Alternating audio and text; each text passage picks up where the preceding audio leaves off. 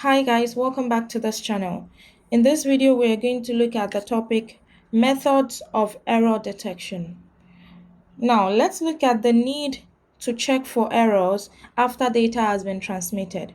So, when data is transmitted across a network, there is always that risk of the data being corrupted, lost, or even gaining another data.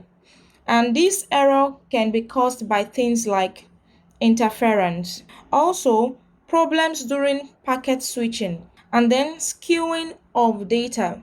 So these usually occur during parallel data transmission. So this can cause data to be corrupted if the bits arrive out of synchronization. Now, let's look at methods of error detection. So, there are several techniques that are used to detect errors after data is transmitted, and some of the common ones include parity checks, checksum, and echo check. So, let's look at each one.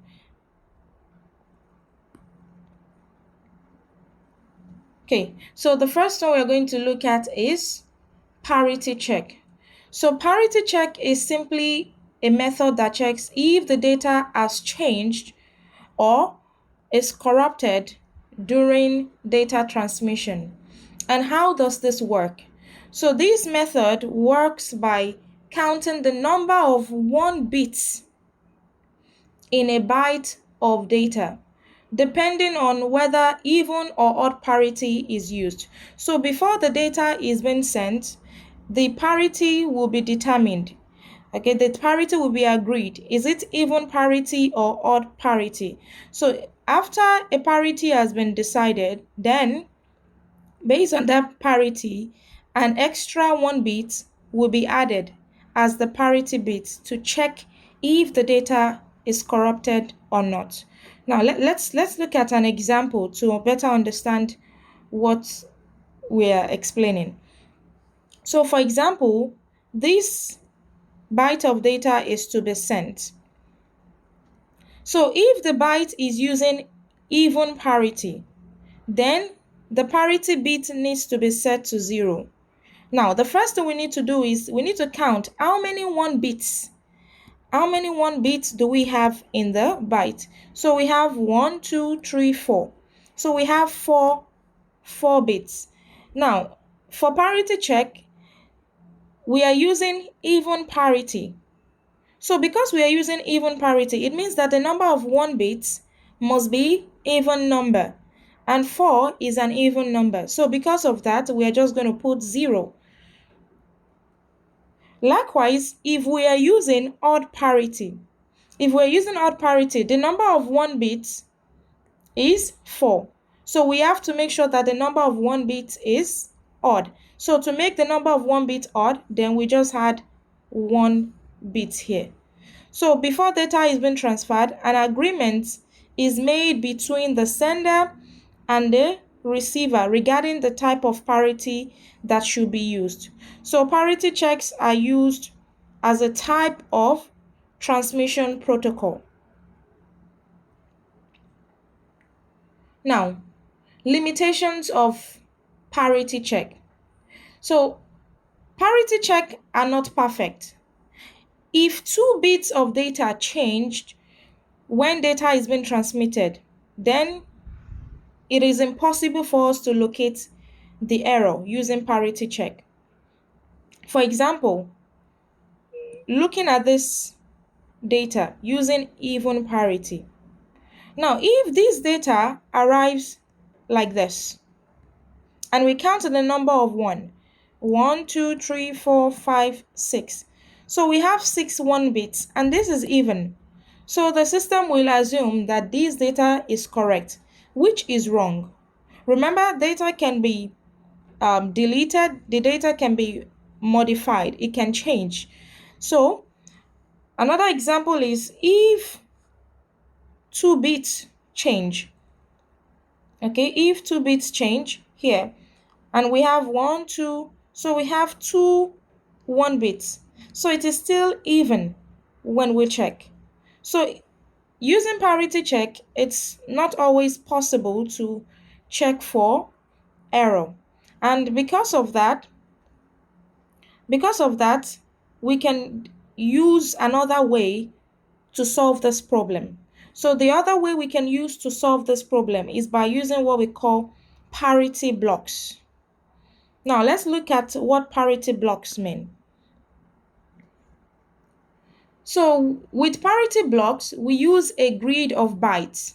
Basically, we have data in rows and in columns. So this will help us to locate the exact position where a single bit error has occurred. For example, okay, we have bytes of data here, okay, and we also have data here. So horizontally and vertically. So this example, we are using even parity. If we look at it horizontally and vertically, we would see that in byte 8, the number of one bit is 3. The number of one bit is 3, which means that something is wrong. Something is wrong. It's either a bit has been deleted, lost, or it has changed position. So if we also look at the column, okay, bit 5, we can see that the number of one bit 1, 2, 3, 4, 5. So the parity that we are using is even. So that means something is wrong here. So at the intersection, we can determine where exactly is the position of the incorrect bit.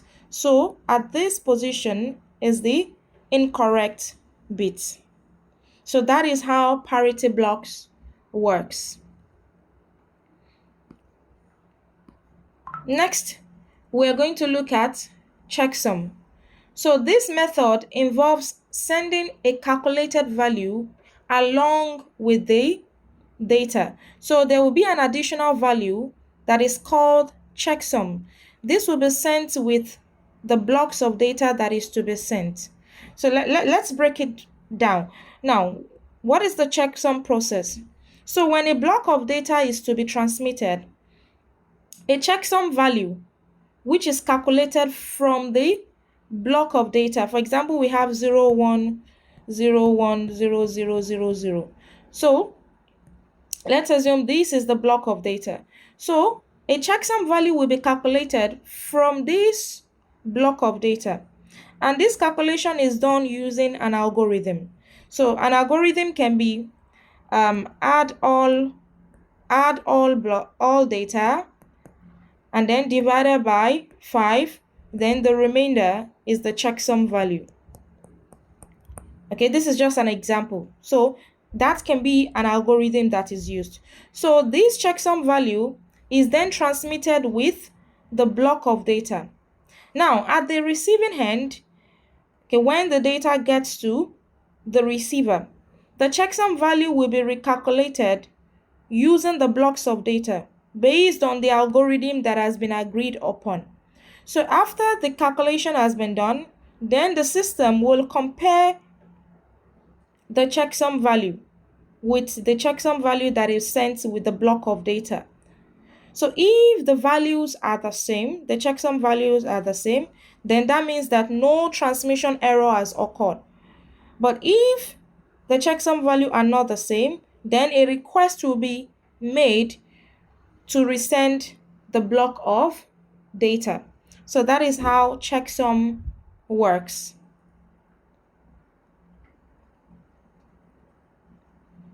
Now let's look at echo check. So with echo check, data is sent from one device and immediately the data is sent back. For example, this is the sender and this is the receiver. So the sender sends these data, let's say the data is hello, to the receiver. Then immediately the receiver sends back the data hello to the sender. And then the sender computer will compare the two data. Okay, the data that was sent and the data that was received to check if they are the same. So if they are the same, it means that no error has occurred. But if they are not the same, then the data will be resent again to the receiver. So this is how echo check works. Now let's look at check digits. So a check digit is a final digit that is included in a code. So this final digit is calculated from all the digits in a code. And we use check digits in barcodes, product barcode, ISBN, vehicle identification number, and so on. So the check digit is used to identify if an error has occurred in the data. And this error is caused by mistyping or misscanning, because this type of data needs to be typed in or scanned. So to check that, we can use check digits. Now, check digits can detect these types of errors. The first one is an incorrect digit. Incorrect digits. For example, when a user is meant to type 5327 and then when a user mistakenly type 5327 instead of 5307. So check digits can identify if there's an error with this data. Then we have transposition errors. So this is a case whereby two numbers change order. For example, we type 5037 instead of 5307. Then another example would be omitted or extra digits. So for example, when you're to type 5307 and you mistakenly omitted 0, or you add extra digit to the original value. Then lastly, we have the phonetic errors.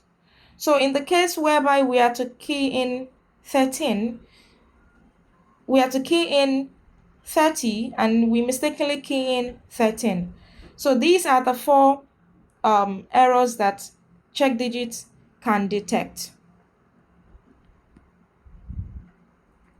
Okay, so we said that a check digit is an extra digit that is generated, and the two common methods that is used to generate that check digit and check is called ISBN 13 and module 11. So let's take some example using ISBN 13 and module 11. Now, this is a textbook ISBN number. So we want to generate the 13th digit, which is the check digit. We want to generate that. Now, to generate that, we will do some calculations using the 12th ISBN number.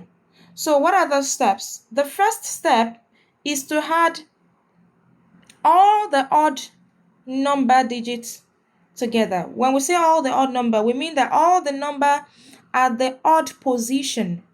Odd position. Position 1, position 3, position 5, position 7, position 9, position 11. So we add all the numbers at the odd position together. When we add all the numbers at the odd position together, we get 36. The second step is to add all the numbers at the even position. Even position. Position 2, 4, 6, 8, 10, 12. So we add all those numbers together and then we multiply by 3. We add all the numbers together, we multiply by 3, and then we get 75. The next step is to add the result of this addition and this addition together. So we need to add 36 plus 75. And then we divide by 10. So when we divide by 10, we get 11 remainder 1. Okay, you should always have remainder instead of decimal place. Okay, 11 remainder 1. Now, if the remainder is 0, let's assume that the remainder is 0. Then we take the 0 as the check digit. We take the 0 as the check digit. But if the remainder is not 0, there's another step. The step we take is we say 10 subtracted by 10 minus the remainder, and then whatever value we get is the check digit. So we subtract the remainder from 10 and the answer will be the check digit. So now the check digit for this ISBN is 9. Now, if we have this this ISBN number with the check digit, how can we check that this data is correct? Let's see how we can do that. Okay, it's also almost the same steps. So the first step is do addition of all the numbers at the odd position. All the numbers at the odd position, including the check digits. Okay, and then we get 45. Then we also add all the number at the even position and we multiply by 3, so we get 75. Then we do addition. So we add these two numbers together. So we have 45 plus 75, and then we get 120. Afterwards, then we divide by 10. So when we divide by 10, we get 12 remainder 0. So if our check digit is, our answer is, remainder is 0, that means there's no error in the data. That means the data has been transmitted correctly. But if the remainder is not 0, that means there's an error in the data. So that is how check digits works for ISBN 13. Now let's look at module 11. So module 11 is a type of method that is very good when the length of the numbers varies. Okay, when the length of the number can be shorter or can be longer. It can be longer than 12, it can be longer than 13. So that makes module 11 more suitable for many applications. Now, how do we use module 11 to generate the check digits? So the first step is whatever value digits we have, we need to have a weighing value for each digit. Now, in this case, we are making use of these numbers, these 7 digits. So we have 7 digits. Now, each of these 7 digits will be given a weighing number. Now, the weighing number will change depending on how many digits you have. For example, we have 8 here. So because we have 7 here, we have to start numbering, giving a weighing value from 8. And the reason why we are starting from 8 is because we are going to have an extra digit here, which will be the check digit. So we start weighing from 8, 7, 6, 5, 4, 3, 2. So the 1 here is for the check digit. So that's why we are not going to have this here. So for example, let's say you have a value that is, let's say you have 9 digits. You have 9, 2, 4, 2, 1, 3, 6, 9, 3, 4, 5, 7, 8.